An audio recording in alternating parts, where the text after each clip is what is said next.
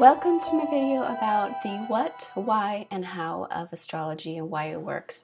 This would be a great video to watch if you are just a spiritualist who loves to get in depth about things, or if you have more of a scientific mind. For me, I was always very skeptical, but I wouldn't exactly say skeptical is the right word for it. I have a very scientific lineage on my mom's side, and so having a lot of scientists in my DNA makeup makes me somebody who wants to question and figure out how things work and why. And it's not from a negative feeling like the universe is out to get me, it's just a feeling of wanting to know how. So if your curiosity about spirituality makes you crave questions like this, you're in the right place. So we're all coming from different spiritual places. So some of this you have to just jump on board with me and see where it takes you, and we're all starting from different spots, so hopefully we get on the train together. A lot of times in spiritual realms we talk about vibrations, we talk about auras. We also talk about cycles, the cycles of the moon. These are all ways that we can, as close as possible, describe the way that our soul works and the way that spirituality works, because there's no specific correct word for it. But vibrations, resonance, cycles, journeys, these are all things that we have felt, and these are often the words we use. Me being a musician, I have felt a very profound connection between music and spirituality. And in almost every religion or spiritual practice, there's always music that is a part of the traditions, ceremonies. And there's a very good reason for that, because music takes us to a more spiritual place where we're feeling our own resonance. We are tapping into our true soul, our true self. Imagine that there is no all-wise, perfectly perfect being that created us and left us here and is watching over us. Imagine it's actually something much more beautiful and much more close to home. Imagine that we were all part of the universe together. We were all connected. And then we wanted to experience consciousness. We wanted to experience growth, progression. And that's what led to the separation, the Big Bang. Since that time, there are moments where we thrive as an individual, and there are moments we are in pain as an individual because we want to seek that connection to the source or the unity that we used to feel with each other. When we experience the pain of another as if it's our own, this is not unusual because we were all connected. That's why it's so common, and that's why the only reason it doesn't make sense is if we imagine we are all separate beings. Now, astrology, just like music, has 12 notes because astrology is music and music is astrology. The moment and the place that we were born at was not a coincidence. It was the moment in time that most closely resonated with our music, the closest match that we could possibly find to our own soul.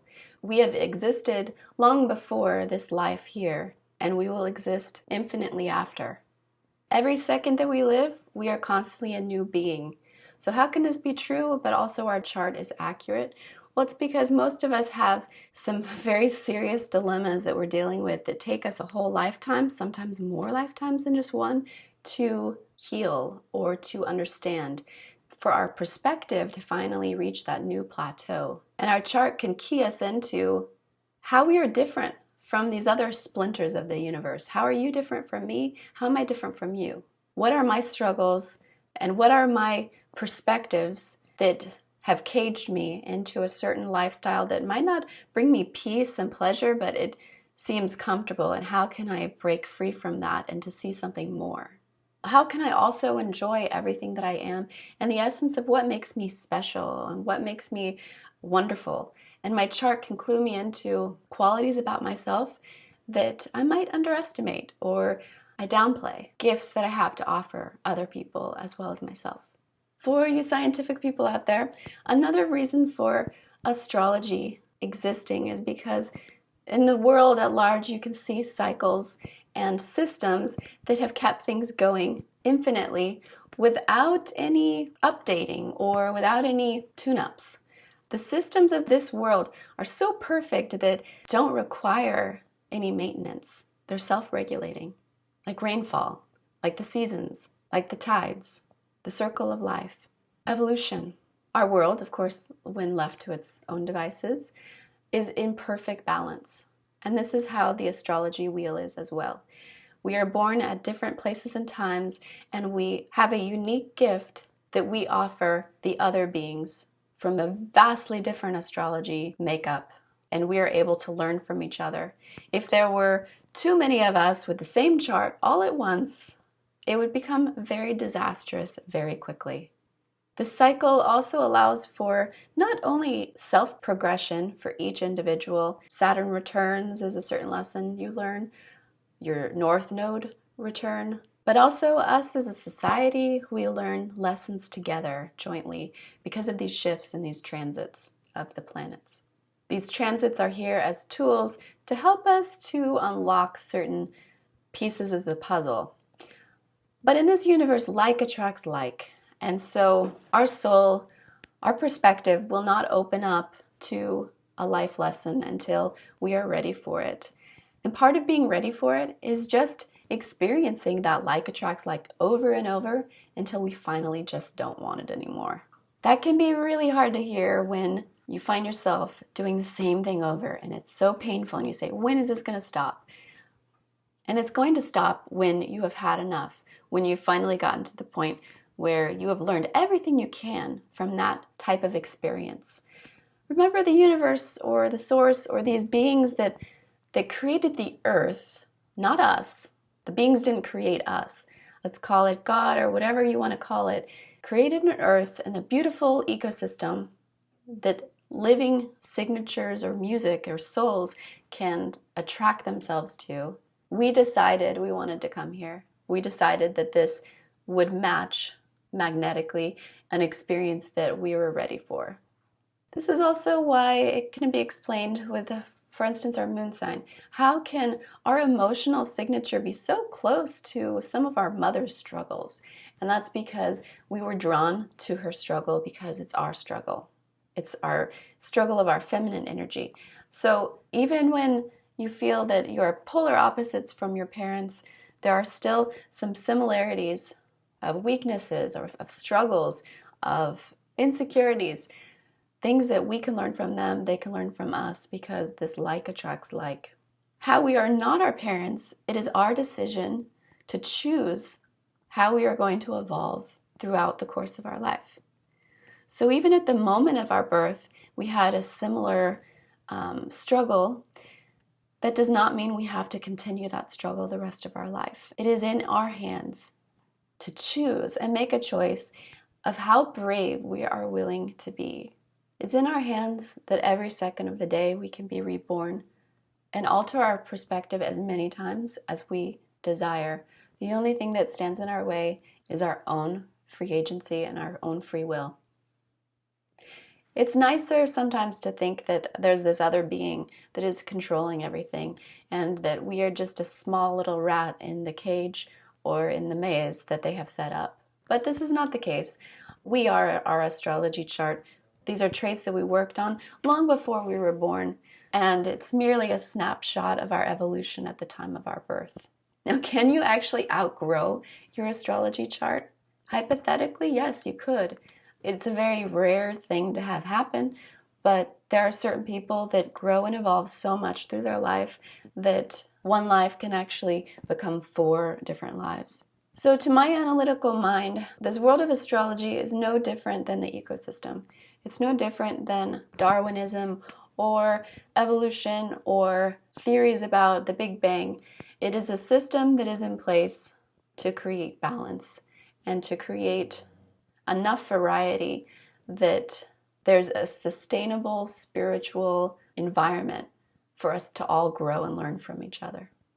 We are each a separate piece of music, and this little piece of music can join with others when we create relationships, and that creates a new piece of music as well as a new astrology chart. If you are in a relationship, for instance, or a marriage, you can take your partner's chart and your chart and overlay them on each other and see the midpoints between planets, and that becomes the new chart of that relationship. That is the perspective that that relationship works off of. Now, this said, I think that it can be very dangerous to let astrology or horoscopes run your life for you, because this is not the point of astrology. And I think this is where it gets the most critique from the outside world, because there is a desire in all of us to give the power away to someone else so that we aren't responsible for our own choices. Astrology cannot and will not make your decisions for yourself, because essentially astrology is you. So while you can know what your potential is, while you can know what you have to offer, it's up to you to decide to act on it. The transits of the planets can give a positive influence and to shake things up in our lives, but it's ultimately our choice to decide if we want to make the effort or not. Let's be honest, some people are spiritually lazy. I don't think that they're lazy because they're just sitting back and wanting other people to just do it for them because they're getting excited from the lack of work. I think it's that the spiritual laziness comes out of fear. Maybe we're afraid of what we might become. Maybe we're afraid of what we might discover in ourselves. Maybe we're afraid of looking at our dark side. Maybe we're afraid of looking at our light side. Maybe we're afraid that parts of us are like our parents and there's a common thread through our lineage. And of course, I'm not going to say that it's easy.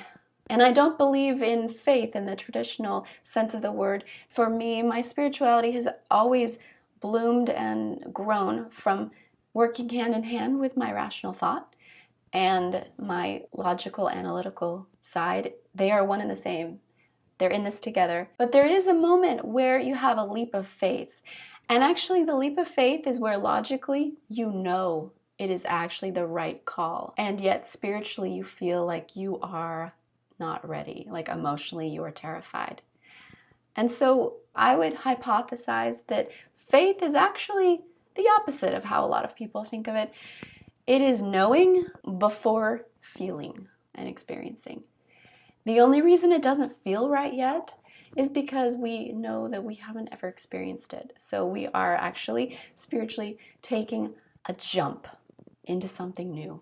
The first time you try anything, it always feels weird. You have to flex those spiritual muscles and find the new rhythm of that experience. Of course, after practicing, it gets a lot easier.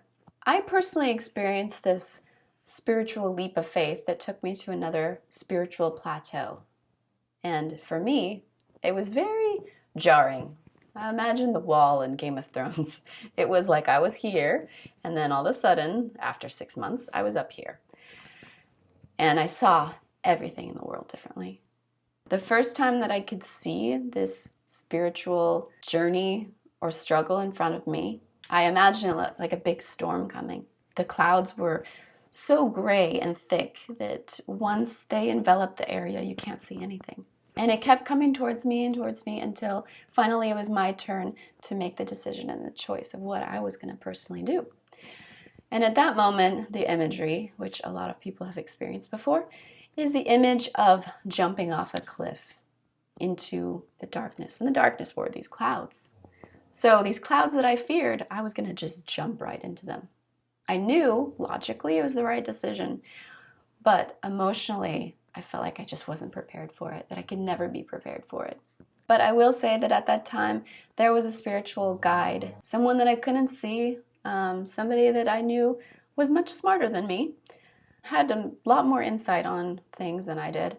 And at certain times, there was an element of trust. My own capabilities felt like they were put aside, and I was coached through this new approach by this spiritual guide, the spirit guide. And it was always my decision, though, if I wanted to continue or I wanted to stop, because I was always in control. But it felt very much like a coach, like whispering to me what to do and how to do it. And even if I didn't exactly understand at every step of the way, how to let go of my negative emotions, the logic of it was very sound. So I stayed on board and I trusted, and miracles did happen. But the greatest miracle was how I changed and what I learned from it. Because ultimately, everything we're experiencing in the external world is all secondary to our internal world. The external is just a reflection of our inside. We can't change the world until we change ourselves. We've all heard that before, but it is true. There might be a month delay or so because remember it's a reflection. So we change ourselves first and then there's a delay of effect. And there can also feel, once you reach a new spiritual height, it can feel like you're dying. And people have experienced this at their Saturn return pretty regularly or right before it happens because they can't see where they're going. They can't see that there's any more out there. But this is only because your perspective has realized its own limitation. And until it embraces the new expansion, and then of course until the external world shifts and reconforms to match your internal self, you won't be able to see where you're going. When we look at the different lifestyles on this world and the different lives that we all experience, the different realities we're all in, we truly are all in different worlds. And you can see that firsthand when you step into a new spiritual height in your own life. Struggles that were habitual are now things that you can see very, very clearly, and you realize the power of your own conscious thought. Being able to control our thoughts is probably the most challenging thing that we can do, and it's where everything starts and begins. And it's not enough to just try to repress them. We know that doesn't work. Often religions will try to repress the greed out of you. This doesn't work because it's always there. Changing your actual thought processes begin with embracing your power and your actual self-control, that you are the one dictating. You are the one who created the thought. It was not forced onto you. When we see that we're in the driver's seat, then take away judgment, because challenges in life are not good or bad. Bad things that happen are just bad to us because we associate them with feelings of pain. But often that pain leads to growth. The most challenging things in life are often the most rewarding if we will only learn from the lesson and grow from it. And the astrology chart definitely gives clues into exactly where those biggest challenges and biggest points of growth are. For some people, their astrology chart is a chart that shows a happy life, which can possibly be very difficult for them to embrace because they come from a, let's say, Scorpio South Node. Peace and prosperity might not be something that you're used to or accustomed to. You won't be able to actually see what is there for you until you become that peace and prosperity on the inside. When you're looking at a chart, it's okay to resonate mostly with a certain planet at a certain time, because that is probably the planet that you are most working on spiritually at the time. And if you get an overall reading, remember this is a reading for your whole life. So there's certain things you're going to hone into at certain moments and others that will come in time. The astrology chart is not there to dictate to you what is going to happen in your life.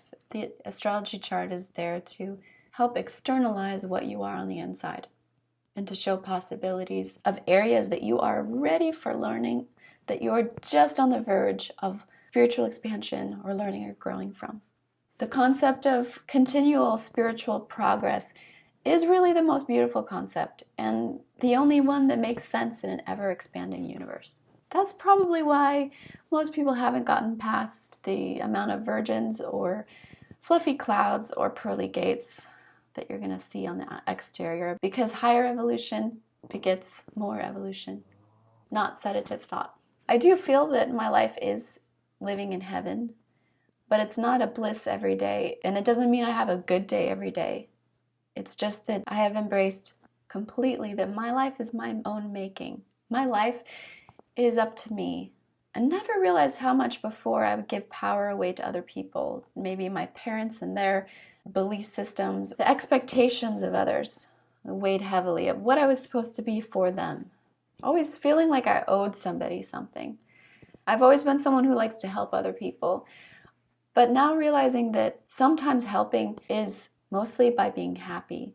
We are all together and we are all linked and we are all part of the same cosmic soul.